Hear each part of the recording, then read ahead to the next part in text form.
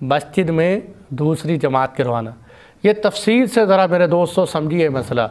इसमें बहुत गलती हो रही है, ख़ास तौर पर मैं नाम नहीं लेना चाहता, हमारा दीनदार तबका इस मामले में बहुत गलती में मुब्तला है।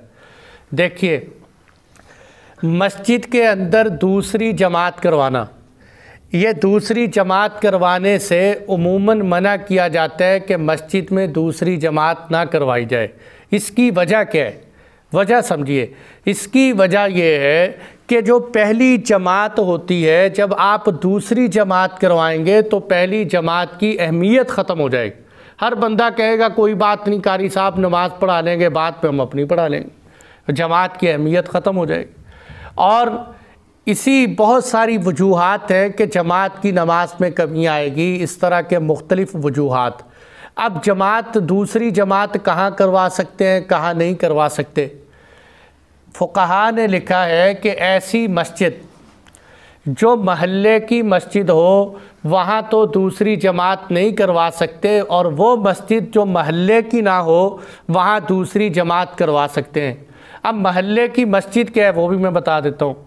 महल्ले की मस्जिद उस मस्जिद को कहते हैं कि जिसमें इमाम साहब मुतय्यन हो, मुअज्जिन मुतय्यन हो, नमाजी मुतय्यन हो, एक जैसे ही अक्सर नमाजी वहाँ नमाज़ पढ़ने के लिए आते हों, तो वो महल्ले की मस्जिद कहलाती है, चाहे वो मोटरवे के ऊपर हो।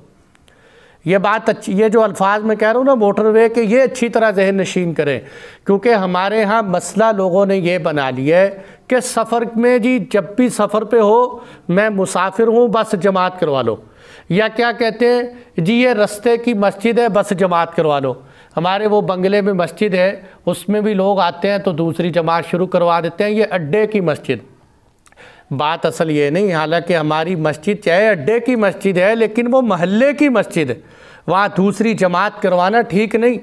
महल्ले की मस्जिद उस मस्जिद को कहते हैं जिसमें नमाजी हजरात और इमाम मुतय्यन हो, वहाँ दूसरी जमात करवाना दुरुस्त नहीं। अपनी इनफरादी नमाज पढ़े या मस्जिद से हटकर दूसरी जगह पर जमात करवाए।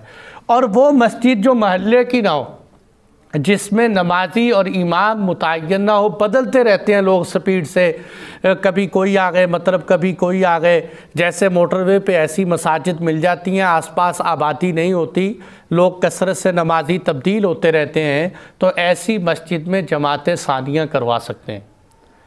जी भाई, किसी और का कोई सवाल?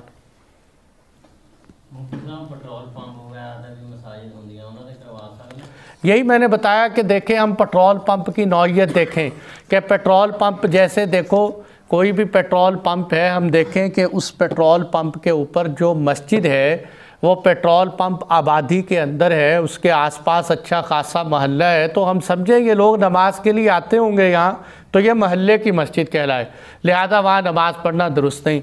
और अगर पेट्रोल पंप ऐसा है कि उसके इर्द गिर्द आबादी नहीं है और हमें नज़र आता है कि बज़ाहिर यहाँ नमाजी भी बदलते रहते हैं, तो वहाँ जमात करवा सकते हैं।